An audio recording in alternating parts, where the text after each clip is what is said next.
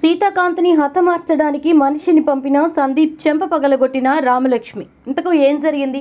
రామలక్ష్మి సందీప్ చెంప పగలగొట్టడానికి, సీతాకాంత్ని హతమార్చడానికి సందీపే మనిషిని పంపాడని ఎలా తెలుసుకుంది? మరి ఇదంతా కూడా వీడియోలో చూసి తెలుసుకునేద్దాం. ఎటో వెళ్ళిపోయింది మనస్సు అప్కమింగ్ ఎపిసోడ్స్లో ఏం జరగబోతోందనేది ముందుగా తెలుసుకోవడానికి వీడియోని లైక్ చేసి ఛానల్ను సబ్స్క్రైబ్ చేసి పక్కనే ఉన్న బెల్ ఐకాన్లో ఆల్ ట్యాప్ చేయండి. మొత్తం మీద చూసుకున్నట్లయితే కనుక ఇక రామలక్ష్మి ఇంకా సీతాకాంత్ అయితే ఏజెన్సీని అయితే స్టార్ట్ చేసేసారు. ఇద్దరు కలిసి ప్రతి సమస్యకు పరిష్కారం ఇస్తామంటూ ఆ సమస్యలకు పరిష్కారాలు చెప్తూ డబ్బు ఎర్న్ చేయడం స్టార్ట్ చేశారు. అలా ఎర్న్ చేసినటువంటి మనీని చాలా జాగ్రత్తగా పొదుపు చేయటం కూడా మొదలు పెట్టేశారు రామలక్ష్మి సీతాకాంత్ ఇద్దరు. అయితే వాళ్ళ ఫేమ్ చూసి ఇంకా శిరీష వాళ్ళ అన్నయ్య గురించి చెప్తున్న గొప్పతనం చూసి ఎక్కడున్నా వీడు గొప్పగానే ఉంటున్నాడు, ఎక్కడున్నా సరే వీడిని తగ్గించాలంటే మన వల్ల కావట్లేదు, ఇక ఇలా అయితే లాభం లేదు అని శ్రీలత సందీప్ కలిసి ఆలోచిస్తూ ఉంటారు.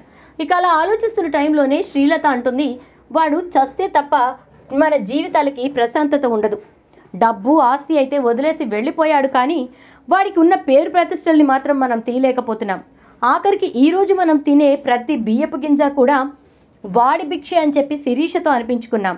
అసలు వాడంటూ లేకపోతే ఈ గొడవంతా ఉండదు కదా అని చెప్పేసేసి ఇక శ్రీలత అంటూ ఉండేసరికి, అవునమ్మా నువ్వు అన్నదే వాస్తవం, నిజంగానే అసలు వాడంటూ లేకపోతే ఈ గొడవంతా ఉండదు కదా అని సందీప్ అంటాడు. మరి దానికి తగ్గ ఏర్పాట్లు చేసేస్తే ఇప్పుడు శిరీష అన్న మాటలు రేపు ఇంకొకరు అనకుండా ఉండడానికి అవకాశం ఉంటుంది సందీప్ అంటుంది శ్రీలత. సరే అమ్మా నువ్వన్నట్టుగానే చేస్తాను, నువ్వేం కంగారు పడకు అని చెప్పేసి సందీప్ ఇక తన మనుషులకి కాల్ చేస్తాడు. కాల్ చేసి ఇటు నుంచి రామలక్ష్మి ఇంకా సీతాకాంత్ ఎక్కడున్నారు, ఏం చేస్తున్నారు, వాళ్ళ ఉనికి మొత్తాన్ని కూడా కనిపెట్టి తనకు చెప్పమని చెప్పడంతో రెక్కీ చేసి మొత్తానికి వాళ్ళ డీటెయిల్స్ అన్నీ కూడా సందీప్కి ఇస్తారు.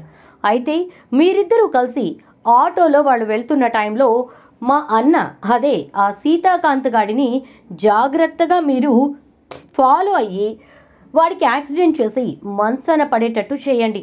వాడి సేవల్లోనే జీవితాంతం రామలక్ష్మి ఉండిపోవాలి తప్ప వాడు మాత్రం బ్రతకకుండా ఉండే విధంగానే నువ్వు ఖచ్చితంగా చెయ్యాలి అని చెప్పి ఇక తన మనుషులకి చెప్పేసరికి, అయితే మంచాన పడాలి లేదా పైకి పోవాలి అంతే కదన్నా అంటే, వీలైనంత వరకు రెండోదే జరిగేలా చూడండిరా, జరగని పక్షంలో మొదటిది జరగాలి. రామలక్ష్మి మళ్ళీ పని చేసే పరిస్థితికి ఉండకూడదు, 24 గంటలు మా అన్న సేవలోనే ఉండాలి అని చెప్పేసేసి అంటే, సరే అని ఇక సందీప్ పంపిస్తున్నటువంటి మనుషులు ఎవరైతే ఉన్నారో వాళ్ళు బయలుదేరుతారు. అలా బయలుదేరినటువంటి వాళ్ళు ఇక సీతాకాంత్ని ఫాలో అవుతూ ఉంటారు. 3 రోజులు సీతాకాంత్ని ఫాలో అయిన తర్వాత 4వ రోజున సీతాకాంత్కి డౌట్ వస్తుంది.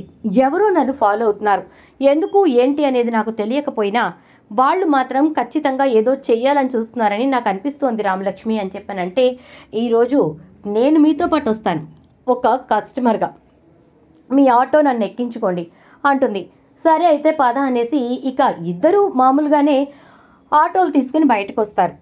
వచ్చిన తర్వాత కొంత దూరం వెళ్ళాక రామలక్ష్మి తన ఆటోని తీసి పక్కన పెట్టేసి ఇక తన షర్ట్ ఆటోలో పెట్టి వాళ్ళ కాలనీలో అబ్బాయికి ఫోన్ చేసి ఆటో తీసుకెళ్ళమని చెప్తుంది.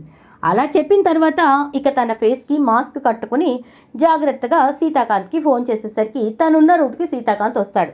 ఆటో కావాలని నార్మల్ కస్టమర్లా మాట్లాడుకుని ఆటో ఎక్కుతుంది. ఎక్కిన తర్వాత ఇక సీతాకాంత్ వెళ్తూ ఉంటే, అరే ఇప్పుడు ఈ ఏరియాలో అయితే ఎవ్వరూ లేరు, వీడికి యాక్సిడెంట్ చేసి మనం వెళ్ళిపోదాం అని చెప్పేసేసి వాళ్ళు అనుకోవడంతో ఇక సీతాకాంత్ ఆటో దగ్గర దాకా కార్ వచ్చేస్తుంది. చాలా ఫాస్ట్గా వస్తుంది. చివరి దాకా రానిచ్చి సీతాకాంత్ అయితే ఆటోని పక్కకు తిప్పేస్తాడు. దాంతో వాళ్ళ కార్ వెళ్ళి చెట్టుకు ఢీకొనడంతో గబగబా రామలక్ష్మి పరిగెత్తుకుంటూ వెళ్తుంది.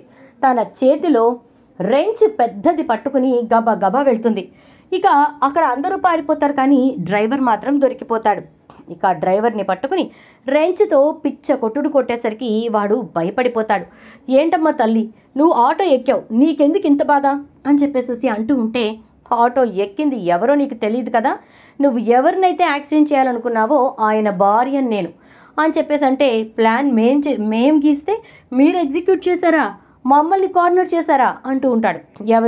ఎవరు పంపించారు చెప్పు అంటూ ఉండగానే అది అది అని చెప్పి నీళ్ళు నములుతూ ఉంటాడు. చెప్తావా ఇంకోటి వెయ్యమంటావా అని చెప్పి రెంచు పైకి లేపేసరికి మమ్మల్ని పంపించింది సందీప్ అని చెప్పేసేసి వాడు పరుగులు పెడతాడు. ఇంకంతే, అలా పరిగెత్తినటువంటి వాడిని పట్టుకోవడానికి ప్రయత్నించి కూడా వదిలేసి సీతాకాంత్ పరిస్థితి ఏంటో అని అక్కడికి వెళ్తుంది. సీతాకాంత్కి తలకి దెబ్బ తగులుతుంది. ఇక అలా సీతాకాంత్ని హాస్పిటల్లో జాయిన్ చేసిన తర్వాత రామలక్ష్మి ఆలోచనలో పడుతుంది.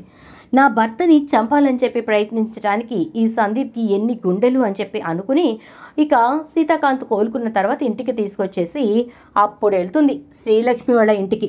అక్కడికి వెళ్ళి శిరీష ముందే శ్రీలక్ష్మిని సందీప్ని దులిపి పారేస్తుంది. మనుషులా మీరు, రాక్షసులా?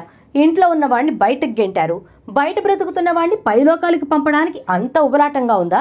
నేనుండగా అది జరగదనే విషయం మీకు అర్థం కాలేదా?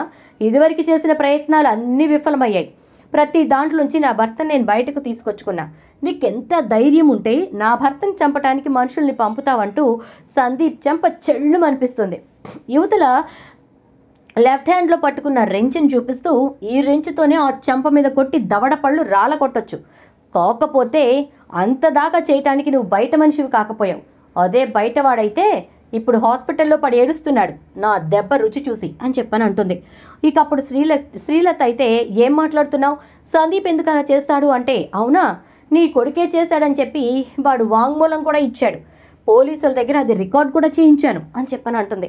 దాంతో ఒక్కసారిగా శ్రీలత షాక్ అవుతుంది. శిరీష, నాకు తెలుసు దినా, వీళ్ళు ఇలాంటి పనులే చేస్తారని నాకు తెలుసు. నేను కూడా అన్నయ్య గురించి గొప్పగా మాట్లాడటం వీళ్ళు తట్టుకోలేక వీళ్ళు తింటున్న ప్రతి మెతుకు అన్నయ్య భిక్ష అని చెప్పని అన్న మాటల్ని తీసుకోలేక ఇలాంటి ఆలోచన చేశారు, ఇలాంటి పని చేశారని శిరీష అంటూ ఉంటే ఇక రామలక్ష్మి సందీప్తో అంటుంది, ఇంకొకసారి నా జోలికి కానీ నా భర్త జోలికి కానీ మేము ఉంటున్న ఏరియా, మా ఇంటి జోలికి, మా ఆటోల జోలికి, అస్సలు మా ఆలోచన జోలికి వచ్చినా కూడా చంపేస్తాను, జాగ్రత్త. ఇప్పుడు చంపదెబ్బతో వదిలిపెట్టాను, ఈసారి మాత్రం ఎట్టి పరిస్థితుల్లోనూ చంపదెబ్బలతో వదిలేది ఉండదు. కన్ఫామ్గా పళ్ళు రాలిపోవడమే, జాగ్రత్తగా ఉండు అని చెప్పేసేసి శ్రీలత వంక చూస్తూ, ఆస్తంతా అప్పచెప్పినా ఇంకా నీకు మనసు తీరలేదా? ఇంకేం కావాలో చెప్పు, మొత్తానికి నిన్ను పైకి పంపించేస్తే ఈ దరిద్రం వదిలిపోతుంది మాకు అని చెప్పేసి అంటూ ఇక అక్కడి నుంచి వెళ్ళిపోతుంది రామలక్ష్మి. అయితే చూద్దాం మరి రాబోయే ఎపిసోడ్స్లో ఏ విధంగా రామలక్ష్మి సందీప్ ఇంకా శ్రీలతకి బుద్ధి చెప్పబోతోందో. అలాగే రామలక్ష్మి ఇంకా సీతాకాంత్ మొదలుపెట్టిన ఏజెన్సీ త్వరగా పైకొచ్చి బాగా డబ్బు సంపాదించి వాళ్ళు అనుకున్నటువంటి ఆఫీస్ని పెట్టడానికి వాళ్ళకు కావలసినటువంటి మనీ సమకూరాలని, అలాగే సీతాకాంత్ రామలక్ష్మి మంచితనాన్ని శ్రీలత సందీప్ తెలుసుకోవాలని, వాళ్ళల్లో మార్పు రావాలని మీరు అనుకుంటే వీడియోకి ఒక లైక్ చేసి వీడియోని అయితే షేర్ చేయండి. అలాగే ఛానల్ని ఇప్పుడే చూస్తున్నట్లయితే సబ్స్క్రైబ్ చేసుకుని పక్కనే బెల్ ఐకాన్లో ఆల్ ట్యాప్ చేయడం అస్సలు మర్చిపోకండి.